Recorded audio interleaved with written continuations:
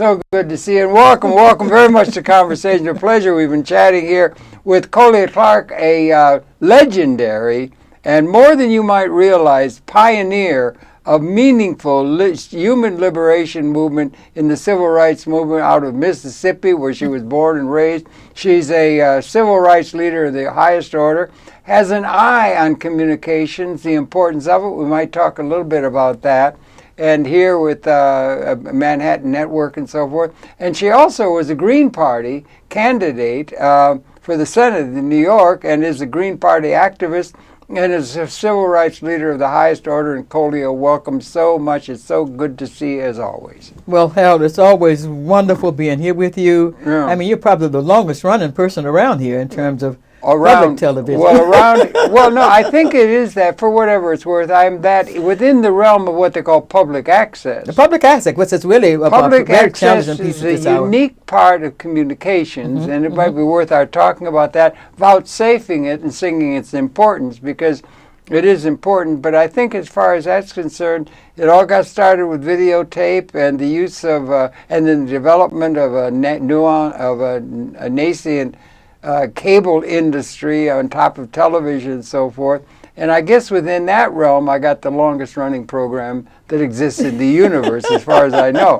So for whatever it's worth and that's the thing, partly public access is something geared to the people rather than to some special interest group that's able to find a market niche or something within an evolving economy. So whatever that is, I've been at it a long time. I want to tell you, I have to bless you, and it's not a good blessing because I used to get lovely reciduals from Screen Actors Guild. You did? Video stuff. So once I got 9 cents after I said 9 cents. Of course, the thing had been running since '77. Yeah, right. But my little $250 was gone. I remember saying, damn video. Yeah, I know, right. It's a funny old world. And we've been talking about that in pre-preparation for this. And we've been talking about it for a long time. We've known each other for a long time and everything like that. I don't quite know where to begin. Yeah, but public access, we want to touch on that a little bit because it's at a time of transition. I think everything's in a state of transition, a qualitative moment of transition that ought to be getting some explanation of what's going on by our political, economic, intellectual leadership more than seems to be able to trickle down to common understanding, because there's a lot of angst and inappropriate behavior loose in the world now as we talk in February of 2014, don't you think? Yes. Ignorance, perhaps needless ignorance and inappropriate design of institutions that make up world society. Yeah, it's still there. The violence is unacceptable. Yeah. And so if we're going to enter a new age, Harold, we got to be talking about healing. Yeah.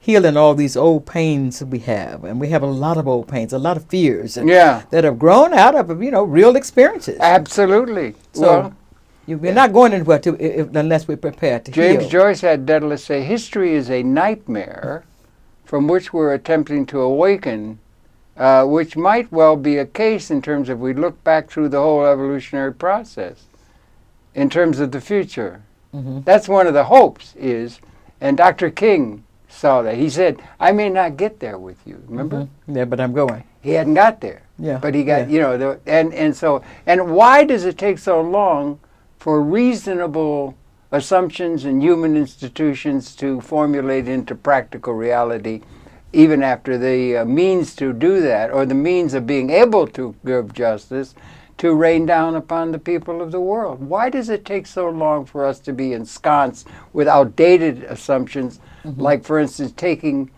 off the national debt, so-called, that isn't even appropriately considered and so forth, by taking away food stamps from starving people in order to... Such nonsense. It seems to be able to find its way into the human dialogue. Yes, to fall back on Ronald Reagan. Ronald Reagan, and I never forget, I sat on the Head Start expansion grants program for him. He would come to Washington.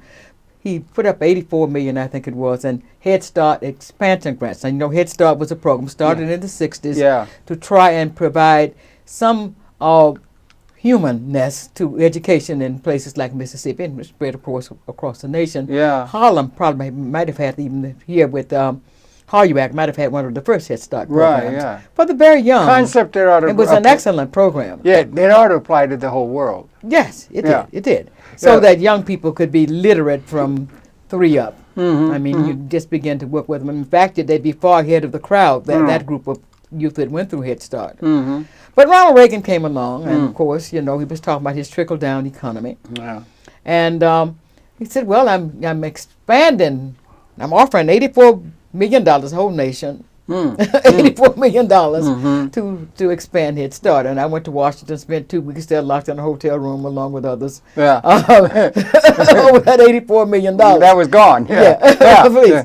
But what he didn't tell you was that I am taking from the Department of Agriculture's food budget for children, for youth, $225 million. There you go. Yeah, that kind of thing, It's the same kind of a game we see now being played where you actually penalize the poor, the helpless. Seems to me like that's the history of the world.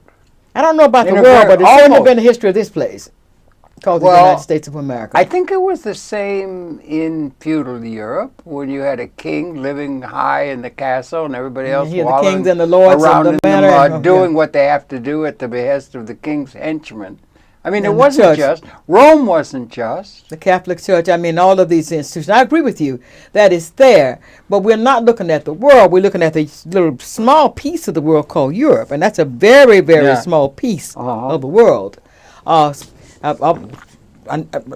really a measurable part of the world's population when you look at the world. I think the world we have to look at a little differently. Yeah, that's a thought. That is a good thought. When the Pure Powers came out, they began to define and redefine what is the world. So I think we have to be careful when we go through that there may not have been some societies, even where you had these royal houses, which scare me, where there might have been more benevolent. Yeah. Samir Amin, I don't know, he said Eurocentrism. Yes. There's a great Eurocentrism in this country and much of the world. Yes, it's taken the world now. Because the ecology of the world has been Europe going out everything. I mean, they even tagged the damn whale in the sea. Well, after about Columbus's time, it became Eurocentric. But it takes time. I mean, we're talking about the emergence of imperial power. That's in the modern experience. But civilization began in Rome.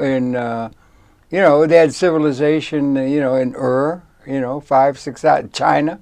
There were things going on. Civilization. Egypt was running chariots across the desert. There you go. More than 7,500 years ago. And before, there were civilization. Timbuktu. There were other civilizations. There's all kinds of civilizations, and we don't know that much about those civilizations. So I think we be careful about generalizing. Yeah, right. I like to deal with where I am. I can say where I am right here, and we can look at this one, and that we ought to look this horse dead in the eye, horse and open his mouth. Let's count his teeth. Because that is where we stand now. So that when we talk about a government that's taking away food from the hungry and the helpless, those who are least prepared, because they're being forced into illiteracy, so you don't get a decent education. I grew up in Mississippi and talk about it.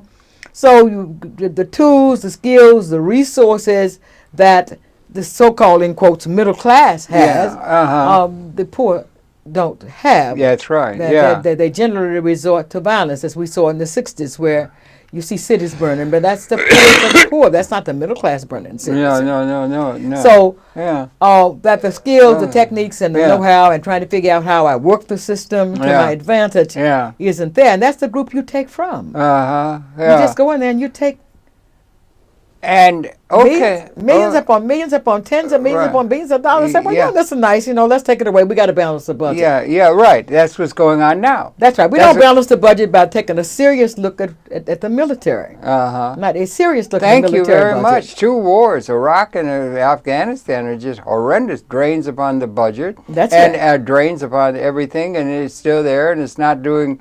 I mean, it was illegal. I mean, and they get away with it. That's correct. I mean, you can steal something at the corner store and you go away for 20 years into prison. You can steal a whole country and just walk free and go rich and do well. So the overuse and inappropriate use of power in the name of realpolitik or whatever still rules, as it has throughout it seems to me most all of human civilized organization of the society, it's got to come to a stop. Well, it's got to come to a stop, but we need to look at the military budget. We need to look at these absent budgets, these hidden budgets. You know, what is CIA's budget? I don't know. I don't know what it is. Is it even really hidden? I haven't seen anywhere. Is it hidden within the bookkeeping and so forth? Maybe for secret ops, black ops, and things whatever like that. Whatever one wants to call it. We look at that. We get at least 100 millions or so that it's just there. Yeah. For other budgets. I mean, well, it's so then we look at the farm. Really take a real serious look at the farm budget. But as we look at each one of them, we need to be asking the question of the military budget, and they would demand an increase when doing.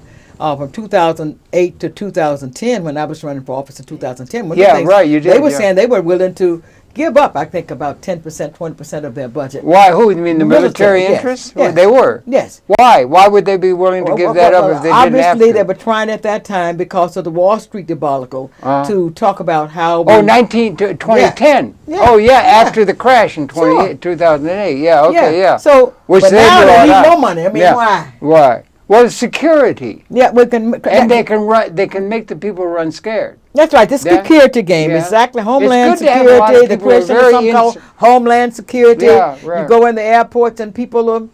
Yeah, it's even worse in England. Apparently, you go in the train station and you got these little bubbles running. You know, watch your pocketbook. Watch your. You see something, say something. Yeah, right. I see you. I want to say something. Well, it's good for the power elite to have the people scared. That's right. You got to live in fear. As long as you're in fear, you can't think. Please let us survive. You know, that kind of thing. I think that kind of attitude has been one that has had to be characteristic of a lot of the populations of the world throughout much of what we call human history. But that's cowering at the feet of those with the power to enforce their will upon them. But it still stands. I agree with you.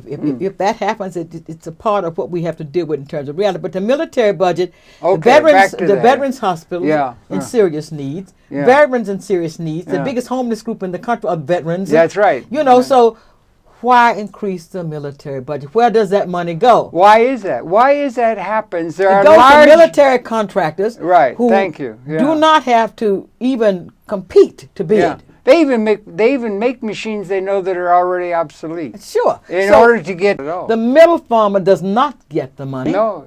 The money goes to the big guy. Of course. Well, always it has. That's my point. So, so if that group, the small farmer and the middle farmer, don't really pitch a battle to get their fair share of these farm budget dollars, then it won't be anything at the bottom at all. I mean, so that would at least help one group of people. And then we have to look at, you know, when we go to talking about what's happened with poverty in America. Look at housing. You know. Crumbling around us, infrastructure crumbling around us, and you take food from the mouth of the babies. You actually take food from the mouth of babies. Because there's this debt thing. And the systems they have in place, we do have some progress. Oh, that's progress. I mean, we used to have, turn of the last century, we had horse-drawn conveyances to get from place to place. There's a certain charm and all of that, you know, and horses pulling trolleys around, there was a charm and everything. We had they invented an airplane, didn't think we could fly. I mean, that was beginning of the last century, and they did. And then they developed a thing called an automobile. I'm from Detroit, and Henry Ford, when he was a kid, puttered in my maternal grandmother's garage when he was about 8 years old before he went out and built a great industry.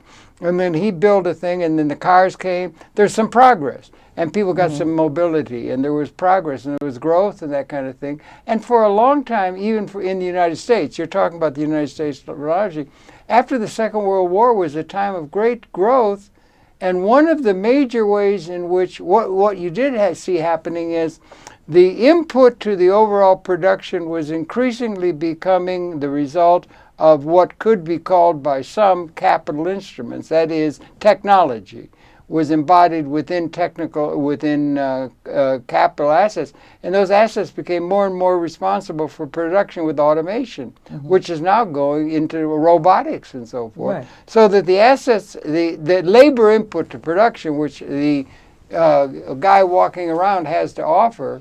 Well, you know, but the ownership of the tech, the only thing that they had, those people even coming into the middle class that gave them what they call net worth, the only thing they had access to was to buying a house.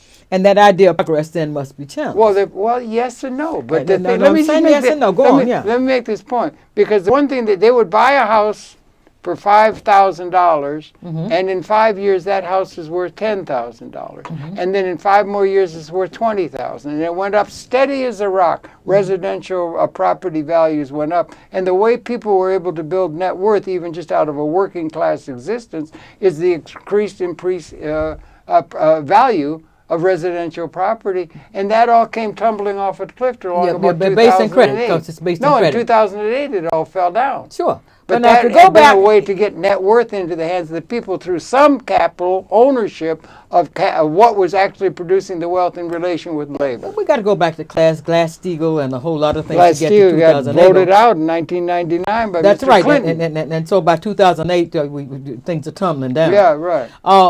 But if we talk about progress in the end of the 19th century, and you look at George, and I firmly believe in George, that, you know, we looked at progress, something called progress, but it came with extreme poverty. It not only came with poverty, it came with the evolution of this monopoly class. You're talking about Henry George? No, you're looking. You said Yes. George. Yeah. Henry George, not George Washington. No, my God, I'm not talking about George Washington. This is George Washington. This is going to be airing, I think. No, not the end of the 19th century, not the 20th. I know. This is George Washington's birthday is being celebrated next Monday, anyway. Oh, is it? Yeah, that's President's Day. Yeah, Henry George. We're talking about Henry George. We're talking about progress and poverty. Yeah, right. Okay. Because the progress we talk about was accompanied by an increase in poverty, and increase in rights. A decrease in the rights of workers, not an increase in the rights of workers. Right. Don't forget PAPCO. That's when Reagan broke the labor power.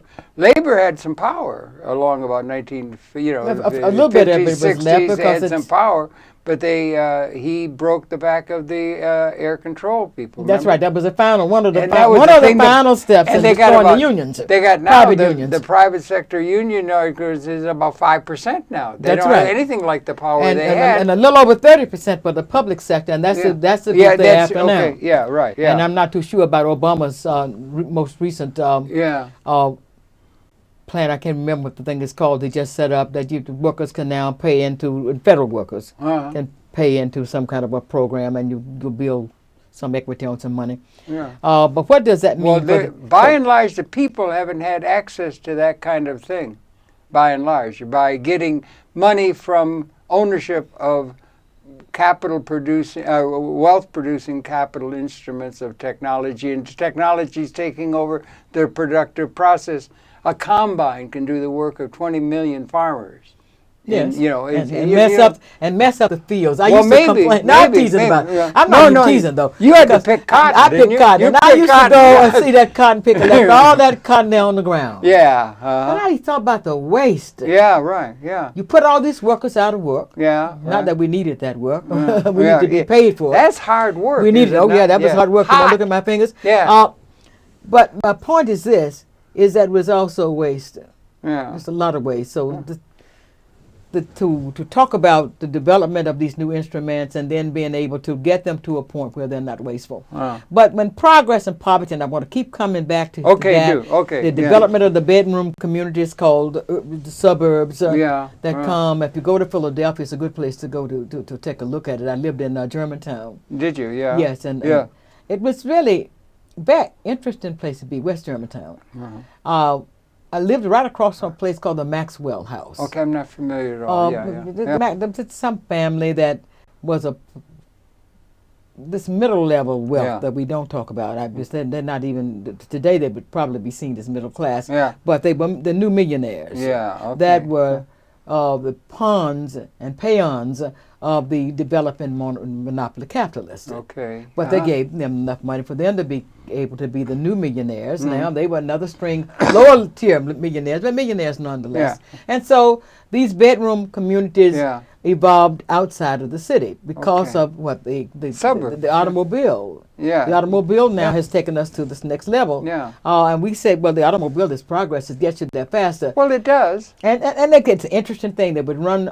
They got heat by running somehow steam through pipes that go through house to house to house to Yeah, house. right. So it's Yeah, a very yeah. interesting phenomenon Yeah. when you go to look at it. Yeah. But when you went into the house and you began to look at the walls, you understood that there was absolutely zero insulation. That's silly not to have the insulation at a design level built But in. this is Yeah. but they look like huge mansions. I Yeah. mean, they're just gorgeous looking buildings. Yeah. But the insides are empty. These people were just for the sake of that outside show, The facade. so that it looked like the wealthy's house. Uh-huh. So you want Right. your mansion to look like the real Maxwell. Uh-huh. Oh, I see. Yeah, Right. yeah, yeah, I'm just yeah. taking the Maxwell Yeah, house into right. it. Yeah. But inside, you could. These people were darn near freezing to them. Philadelphia gets cold. Yeah, I do. And so we have to begin to examine, I think, the whole concept of progress. What do we? And Yeah. how do we look at that? I Yeah. mean, that's what I'm thinking of in a sense. I mean, you did things early in your life, and you caught on to, and you are a real heroine of what was called the civil rights I don't movement. know about the hearing piece, but I do No, you the were. civil rights movement. You were I take my behind these you like were, everybody you else. were, you were there at the beginning, girl. You were Yeah. there at the beginning with the people that were doing this impossible thing that we're going to get civil liberties, where you got these awful overriding We never felt prejudice. it was impossible, Harold. No, I you never didn't. You felt never anything was impossible. No, but it had been. But then I didn't it have had enough been common teamed out- sense. Yeah, it had been teamed out of that and accepted by so long a period of you time. let people, you let We're still in that a tap condition. dance on your head, they'll tap dance on your Well- head. And that's what people have to learn. People have to learn is that the powerful, or the would-be powerful, Yeah, are going to always make you feel weak. that's their interest in doing that, is it not? Yeah. It has been. What I'm Threaten you saying, with jails, threaten you with death. I never did understand Christians. Christ was real clear that he took the sting from the grave. Yeah, You know, yeah, I mean, yeah, if you're yeah. a Christian, I mean, Yeah, listen to what yeah. he's saying. Yeah, yeah. He is saying, your grave can't hold me down. Yeah. So don't worry about killing me, 'cause I ain't yeah, worried about yeah, it. Yeah, yeah. And Spartacus We're going tried. to change Yeah. this place. Yeah, yeah. Spartacus, when he says to Rome, Spartacus during the slave revolts, Yeah, he yeah. said the Romans will kill you. Yeah, and they did. As long as you get that in your head that they will kill you, Yeah. then you prepare yourself to do what? To fight. Yeah, Don't well. worry about death because they will kill you. Uh-huh. Christ is sting out of the grave. Yeah, And right. the civil rights movement took the power from the jail. Uh-huh. So you're not scared of your jails. Yeah, yeah. Yeah, there came out of that a feisty kind of thing that actually had effect. That's right. We're not And- scared of your jail. Yeah. Give me a broom so I can clean the damn place Yeah, up. right. You know? Okay. Yeah, So- yeah. And yeah. it used to scare them. Now that's an attitude that the power elite probably does not like to think coming roiling up for the masses of the world who are treated so shabbily. Yeah, now, because you're supposed to still. live in fear. You're supposed to be scared. Yeah, You're supposed right. to run. Yeah. So I'm not running from your dog. Yeah. I'm not scared of you, and I'm not scared of your dog. Yeah. Now the people that when they talk about security, it might be that's what they're really worried about is a massive realization that we have a capability of taking care of everybody that we simply haven't had historically. We couldn't have done that. We couldn't have done what we can do now in the time of Christ. I mean, everything was, we were ignorant. We were out of touch with one another. There was no common unity. There was no technological advancement like that's going on now in this particular time. We couldn't have done it at any time. But in the my chariots of whatever assumption. Rome had in their time were seen as their technological Yeah, but they were advancement. so limited But in that, their knowledge. but They that didn't that know. limited is from our looking back across history.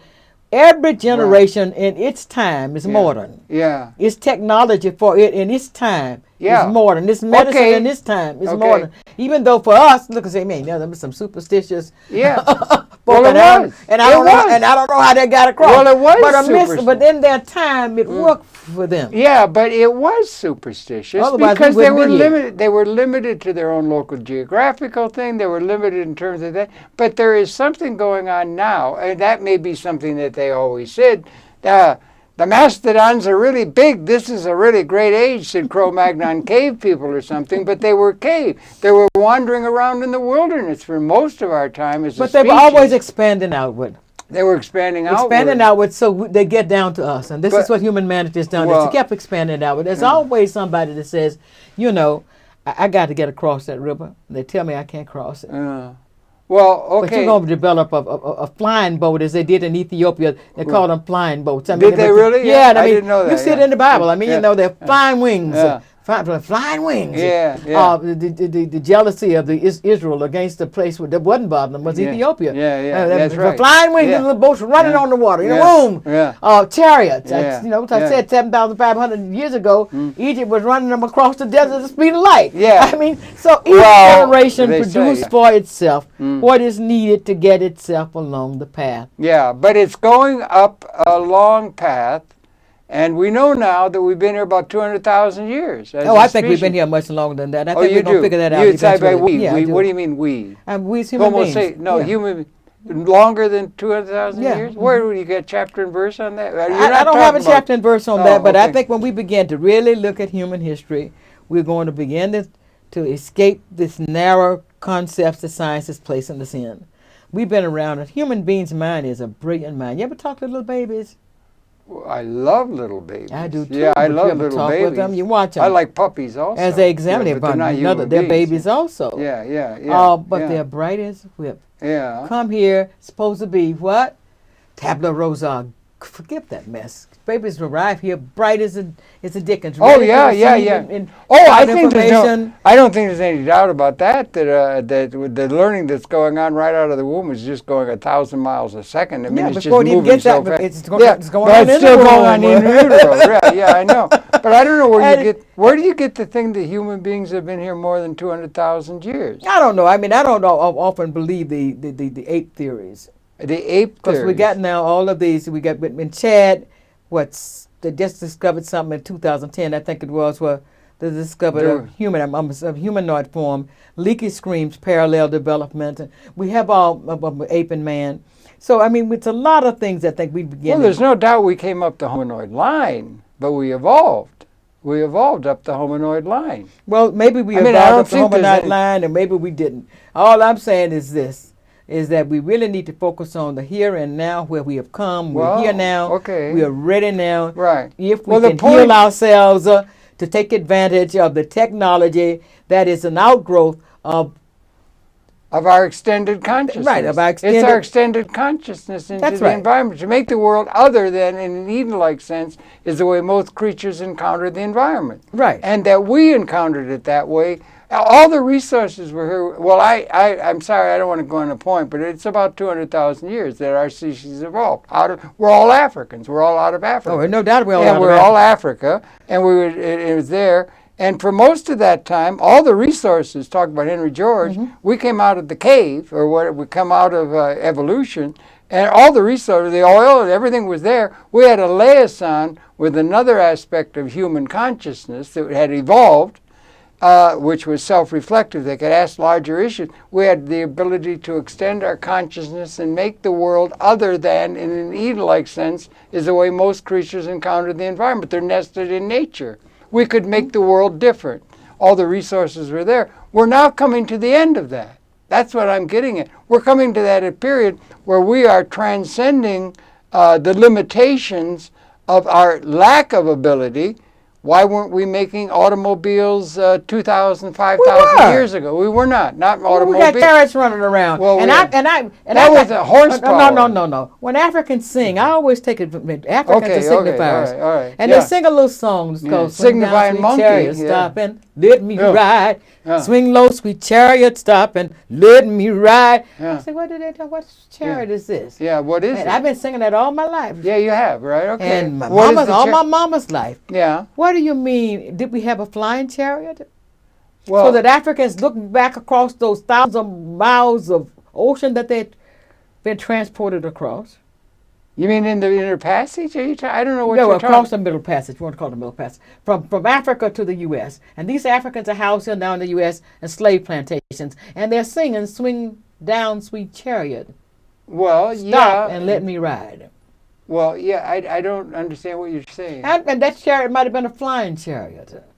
Well, We know they were running. It's interesting that 7,005 years ago, 7,000 long time ago. That's a long time they're running ago. chariots across the desert, right? Well, chariots and Ethiopia got what kind of little boats are these guys that are moving so fast, and how are they moving so fast? Well, I'm sorry, I don't know. Yeah, that's what I'm saying. The history is there. A chariot would move How as is fast it the villages in the Congo? Yeah. 2 of them, actually. Yeah. When they then killed up people in, I think, in 4 villages before it was over.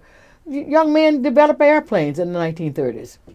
And in the Belgium 30s. Wouldn't, and that's a fact. And the Belgian one done killed them all up. Now, why? How did they get that? How did Van Riley and his brother in Mississippi with me, 1959, science fair, one came in with a helicopter and another with an airplane.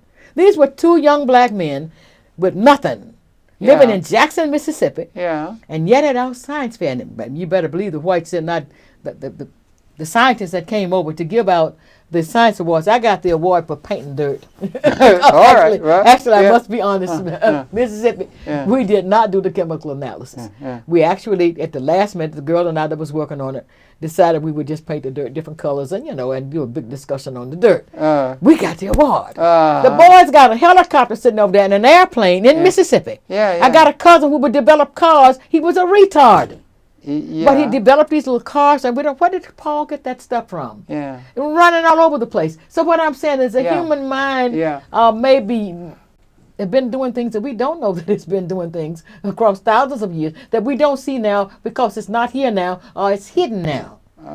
Maybe. That's what I'm saying. Well, okay. And that's why I say I question a lot, Harold. But one of the things I'm worried about right now, and I'm seriously worried that we, the family at MNN, that's the thing. Because there's a big change going on within television or within communication. That's right. There's a big change going on with all this because those developments that are coming. I said I started with the first border pack. That's right. I looked it up the other day. I was talking to friends. I was middle class in Detroit. My dad was a lawyer, a dentist, and they bought, right out of the Second World War, everything had gone into production for the war. They bought in anticipation a television set. They set it in the living room. They lived next door to us. There was no programming at all. There was no programming in Detroit. There was some in New York. No program. They had a test pattern. We used to sit and look at the damn test pattern. And then finally came Kukla, Fran, and Ali, and that there was. So television has come a long way, and now it's come up. And one of the most interesting things is with all the technology, it's coming now. There's being a liaison with cyber. Cyber's been coming along since Turing and all of that, and then Norbert Wiener, and then it goes, and it's exponential. Exponential moves very, very slow, and then it goes hyperbolic, and it's now going exponential. And we're getting the capability, communications capability, that is absolutely staggering, and it's like doubling. And now we've been in television for a while, here a few decades, and now we're going into high definition, capability, and it's going so fast. And along with it, in sync with it, is robotization. They're now taking the cybernetics capability and turning them into machines that used to be done by people in labor unions and so forth. With labor, they could strike and all that, and it's taking over the productive process of virtually everything that's being made. Taking it over and not addressing the human side, which is the labor. And the human side of that is changing the input of how things are produced. That's right. And the numbers of people needed to produce them. The number of people needed to produce a vast output. Such an increased output is capable so that we're actually getting to a point where we may be, and this is a suggestion that I'm making, and I say, I don't know about, it's 200,000 years we've been here, but we may be transcending 200,000 years of our experience as a species on this planet materially, not just ideologically, or not just in terms of myths and so forth, or creation stories, or whatever we come up. We may be transcending a world that also was contained materialistically in an unjust manner, with a few getting and enslaving others in the name of empire. With the few assuming that that's all that's needed is the few. Yeah, right. That I'm going to fly to Mars. I got all kinds of stuff going on. And that they're going to work their will, and then that works into the communication system of informing or educating the people to what the reality is. Our leadership still does not have an appropriate understanding of how capital is going to be formed, how distribution of buying power is going to be done in a world where the technology is responsible for production. It's still just very, very much ensconced within an outdated institutional structure. They don't have an operating manual for a spaceship or what's going on. So a lot of people are very confused about the old ways in which they've gotten identity and so forth. And it's a time of great need to have some sort of understanding that, and public access is important in terms of being able to convey that to a lot of the people who might make trouble when they realize there's another way other than bowing down to the powerful. And maybe public access is on the well, maybe so. Maybe so. It ought to be questioned. Everything ought to. You know, I try to get my Channel 13, which is my public broadcasting channel. It doesn't show on my television anymore. Why? So I'm asking people, other folk, I've got to find out if it's showing on other folks. Oh, God, you wouldn't want to miss I do. 13. I have missed. I missed 13. I miss it because I got daughters who are 6 who visit, and you know, I love that. They got this most excellent children's program. Yeah. And they got Nova, and they got Frontline, and they got some really good programming. You know, and I love the news. They got some of the best news. But McNeil Learner's one of the best news channels in the nation. McNeil. I did a program with McNeil way back. Yeah. It was the Learner now. Now he stepped down. Time moves on, and new voices, new faces. Yeah, I know such a beautiful young black woman. They had a beautiful young white sister who with a brother who seems to be Latin, I think. And they do such a powerful job with the things are changing. Things are changing. But my point is this: is that we have reached the point where we've got to begin to deal with Dr. King's the speech that he made in Chicago back in '66, where he said that America needed to redefine her values. Okay, absolutely. Because the world we've entered the cybernetic age. I remember, this is 1966. Yeah, right. We've entered the cybernetic age, and King argued that less than a third of the present workforce at that time would be necessary. We've entered the cybernetic age. I didn't hear that. America. You got that down? I don't know. Somebody has it. Okay. I'll find it. Somebody has it. 66. This is Chicago. 1966 Chicago. Okay, I'm going to look it up. And he was with Hillman out of England, and another brother out of Poland who was dealing with cybernetics at that time. Hillman was a woman too, by the way. Okay, good. Okay. These cybernetic specialists came in to talk with us. They would visit with us. We had visits from all kinds of great people within the civil rights movement. Both the Student About Coordinating Committee, Congress for Racial Equality, and Southern Christian Leadership Conference, but particularly with SCLC and SNCC. The younger of these Stokely two. Also? Stokely, my Stokely. baby, Stokely. Great. I love him. Loved him. We have to love him, and we have they're just trying to get rid of the meaning of the man, and he will probably be the greatest of the civil rights leaders when it's over, because Stokely gave us our humanity back. Yeah. Stokely was a dear friend of mine. Yes, I know. I know. He gave us our humanity back as people. And what I remember on a little road in Mississippi. But let's don't go to here. I want to finish. I just want to say one thing about Stokely. The thing I remember, he was so smart, so good, so brilliant. right on, really brilliant. He and Bob Brown, who was next to him and everything. Yeah. And the thing I remember more Willie Ricks, he was so funny. Do you realize what I'm saying? That man he could have done shtick. He was so funny, but really committed. That's all I want to say, because I think that's really important. You're pretty funny. I think we ought to do a show and talk about Kwame and get Bob Brown and get some of the other Willie Ricks and some of those folk up here, because folk are removing Kwame's legacy. They're moving his legacy. Yeah, also Africa, the All-African Revolutionary Party still not kicking it out and still needed. Yeah. Well, they're still there. But anyway, back to the question about the cybernetics in Chicago with Dr. King. Redefining her values, beginning with the value for work. Okay. Yeah, okay, that's and important. That has not been addressed, because if we need less workers, then it won't be a question of cutting food stamps if you redefine your values, because then people would be paid for doing other kinds of labor. How about some poetry and some art and some things that really matter, the goods of civilization? Old folk passing the legacy of one generation to the next. Or how about living with your kids and taking care of your kids and having a good family life and a little leisure time, a little ability to lead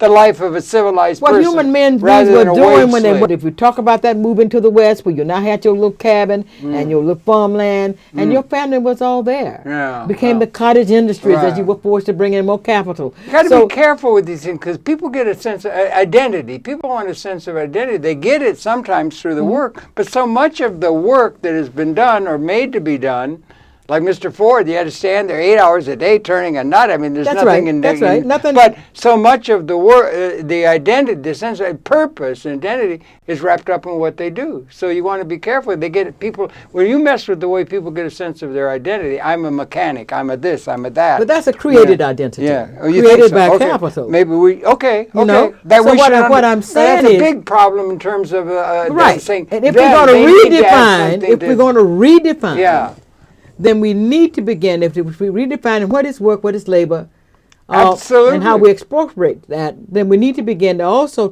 question, why did we do? We did all of this stuff. We come to this great point in history. Yeah. And for sure it was because we wanted to, less heavy labor. Right. Oh, less of the burdens that we got from Mother Nature, because we should be able now to protect ourselves from and also take in the ecology. Rather, there was always an externality nobody paid any attention to, but we can also take in the ecology, and we may have the capability of providing a good living style for everybody. That's right. With technological extended capability that is growing exponentially, and we may have transcended material scarcity. That's what I'm saying. Now, if that would be something that would throw all of our institutions into a cocked hat, including public access and every other institution, if there is enough for all in a real and is never voiced by any of our political leadership. There's no question there's enough for all. You could take Uganda, what's called the Ivory Coast these days. They could feed the whole world. And I just use those two. We could take America and feed the whole world. Mr. Trakey, you knew Mr. Trakey. Sure. He used to say Sudan could feed the world. The whole world. No question about it. Much less we could. There's no question about it. But not wanted to feed the whole world. Not only feed, but to live comfortably and clothes, housing, materials for housing, all of we need. Do you realize how big that we just said you can take it for granted? That we have transcended material scarcity? Sure. Not ideological, material. We have, and it's growing exponential, the capability for us to take care, so that not only can have people like Mr. Marx used to say meet their needs, you can get by on a bowl of gruel, if you Oliver Twist or something. But we are transcended, not only that, but a comfortable, leisured, civilized lifestyle for everybody is what's in the offing now, which has never been characteristic of our liaison with our ability to take the resources that we came out of the cave to find and build a world that made possible that kind of a condition. That is such a huge transformation. And that is why it is never mentioned seriously. That's why this small group of capitalists cannot afford to let it be. Well, what about the intellectuals? If you let it bleed, then all of the power assigned to that which doesn't have any power. Well, that's what they call a qualitative transformation in evolutionary terms. We may be coming to the end of the human experience. I don't know what's the end of human experience, but we have a new human experience, and I put my feet up. There's a new book out there. There's a new book out. It's getting of Harry Zakarian have it added on. He said the guy's got a thing. We're coming into the second mechanical age, or the second manufacturing age, something like that. The second industrial age. That we're coming to that. That's a step toward that, but that we're closing quotes on a world of want. Yes. And inadequacy in terms of intellectually understanding what's going on. We're coming more and more to understand the reality out of which the emerging of evolution has brought to us and so on. And it's a qualitative change. And in evolutionary terms, what happens is through time, the new appears. We appeared 200,000 years ago, and it's not out of, I thought it was always out of Homo habilis, was our immediate ancestor. It was Homo erectus. They had that guy, they found the skeleton in Georgia, the country of Georgia. It's Homo erectus was our immediate predecessor before Lucy and that. We emerged. And one in Chad, around 7, 8 million years old. Not million. Not million. I mean, million. I'm talking about that. No, million. There was a 7. No, they just recently. There's no human beings were here 8 million years ago. Oh, I don't know that. But the find in Chad is unique, and we need to be asking about that. Why are they hiding it? That was the Paleolithic. There was a civilization there. They had all that faucet water, the Mr. Gaddafi type. But Gaddafi was great. But the thing is, there is a process called punctuated equilibrium. And the system gets to the point where 99% of all species have gone extinct. They go extinct. We can now wipe out the human society with the weapons that we have. Well, we have destroyed probably a couple of billion species in the last 600 years. Well, we have... we certainly have destroyed hundreds of human species. And we're at the point where at our own hands we can eliminate, apparently from the weapons modeling, that's right. We can now, since about 1970, have weapons that, if they're unleashed, will mean the end of every single human being on the planet. Well, one way or the other. Now, that's kind of new. That's signaling something new in a gestating kind of way. If we look at our war on Mother Earth, and it's one hell of a war, that in itself could eliminate us. What could? I mean, the war on Mother Earth, the fracking that we're doing, that's destroying the water levels. If we look at what we're doing in terms of the genetically modified foods, that stuff goes out and it can destroy the entire planet. Well, so we have so many ways. Nuclear.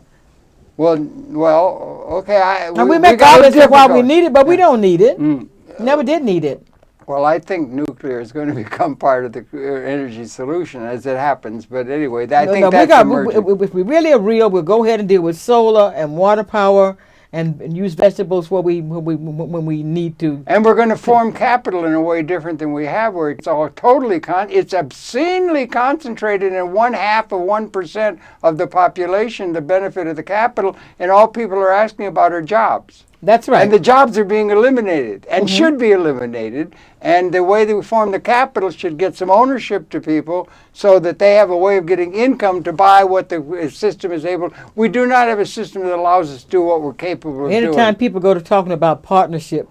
Like Mr. Gaddafi. That's right. Mr. Gaddafi. They destroy them. Well, they did. They we killed go back, Mr. and who was this? Gaddafi. Was that Walter Reuther that talked about in the early 60s? Yeah. And all of a sudden, a couple of weeks later, he just happened to have a car accident. Just happened to be him. Yeah, well, those are people protecting the old order, which has been the history of the world, actually. That's right. It's just the old order established. I don't know about the history of the world, Carol. I said I'm going to stay right here in the USA. Okay, yeah. Now, I want to stay in our time. What about public access and communication? Well, communication and we're education. We're not going to allow anybody to destroy public access. I mean, that should be do you think they might destroy journey. Itself? Or do you think there's interest within the cable industry? Let me just say this. I was looking at something on Time Warner yesterday, but it was fiending off somebody, and this capitalist assault they have on Wall Street. But we have to be able to, as a family, Manhattan Neighborhood Network, come together, be clear about why the channels are being moved. Oh, well, that's true. We need clarity. Well, that's part of a context we don't understand that's well what enough. I'm saying. We should understand what the context is better than we do. Because it goes on rumors. And that requires that the family comes together. That requires that the board and the administrative and executive staff and the producers all come together. And have an understanding of what's going on. We need to understand it because what an enemy will do. And they did it with WBAI. And we don't need to go the road I'm of worried WBAI. about WBAI. I'm seriously worried about WBAI. They're seriously on the ropes now. Pacifica's on the ropes. Sure. But it came along across now more than 10 years. Yeah, right. That we have watched this madness at BAI that extended out of Pacifica, out of California, and it just swept. But we also our executive director used to be the executive director of Pacifica before he got involved here. Dan Kaufman was the executive director of Pacifica, and I think Pacifica is under threat. Yes. I'm not sure, but I think it's under serious threat. And if we look at radio across, especially black radio, they've been destroyed. Black radio is that a fact? It is a phenomenon that has happened across the last 10 years, and most folk are not talking about it. Radio destroyed.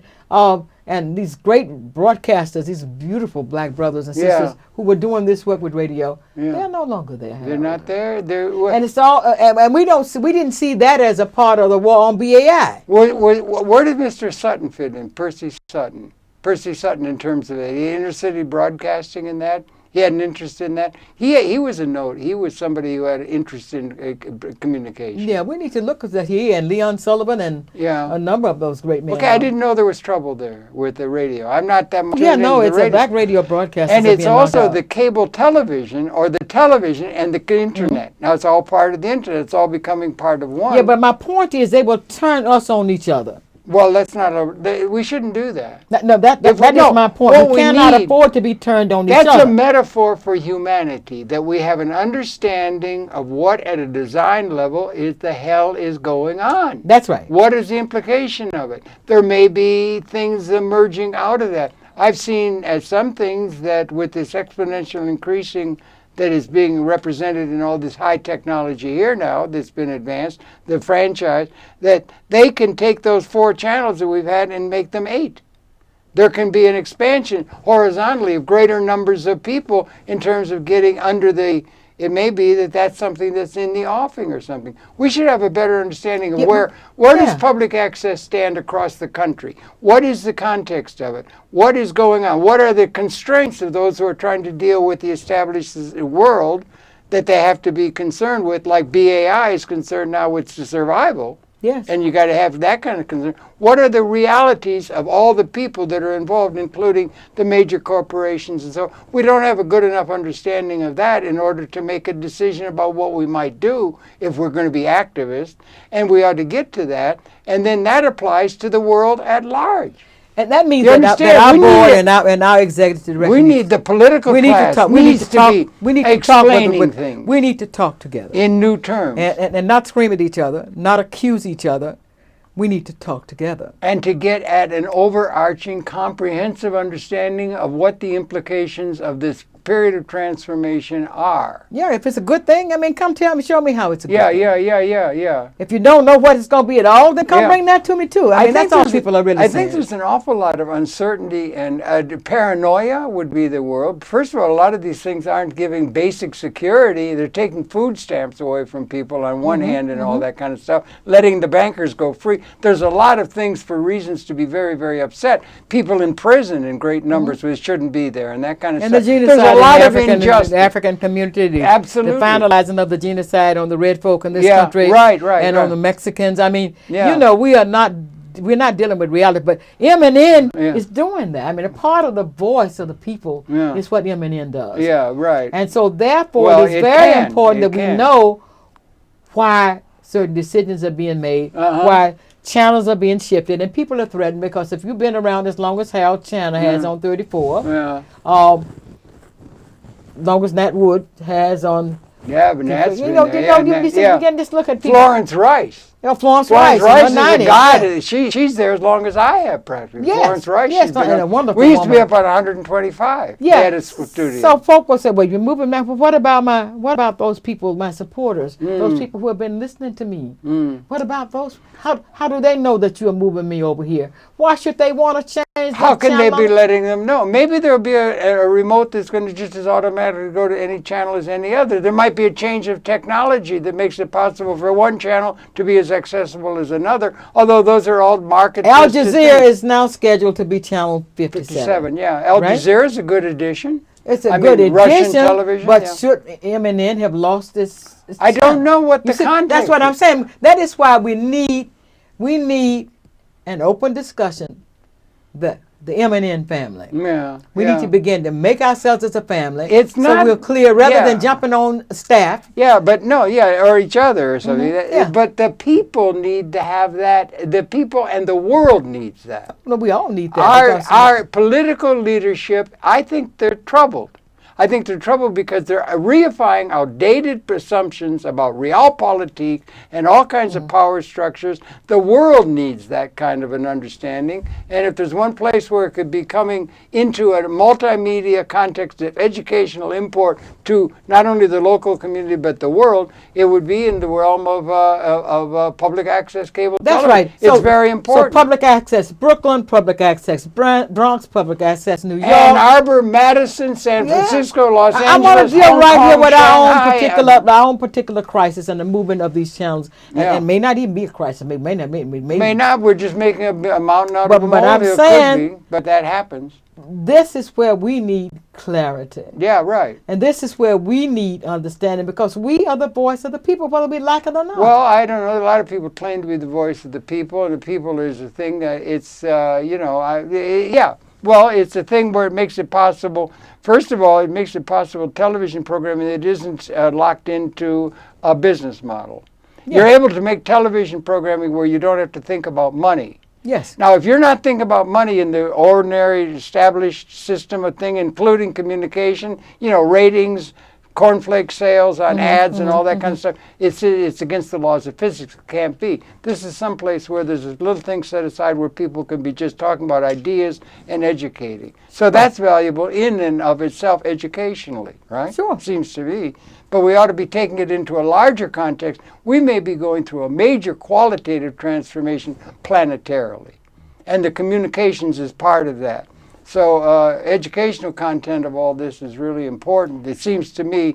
And it seems to me if there's anybody who can help participate in giving us some lessons from the past that were done down in Mississippi and led up through the whole civil rights thing that's leading this whole thing in very many dimensions, because they represent the most disadvantaged people that have been, like the American Indians and so on. It's this woman, her name is Colia Clark. I don't know. And I thank you, darling. I thank you. I thank you, Hal. I love you. I love you for coming in and talking about this. The Eminent family is very important to me, and we need to make sure that it's a family and not a disunified family. Yeah. That's very important. Yeah. But to ask some questions and get some answers. Oh, no, that's why we come together. That's what families do. And I would want to stress, not only that, but also put that within the larger context of what in the world is going on in this universe. Because there are major changes that are very disruptive, perhaps positive and beneficial for one and all, including the environment and other things we've thought. So we ought to open ourselves up to where those possibilities are and encourage them if we can. But we want to have understanding before we jump out of the into some sort of form of action that maybe not be well directed. The screaming and yelling it has to come with clarity. Yeah, but we need clarity so that we can have a clear understanding in order to create a clear vision.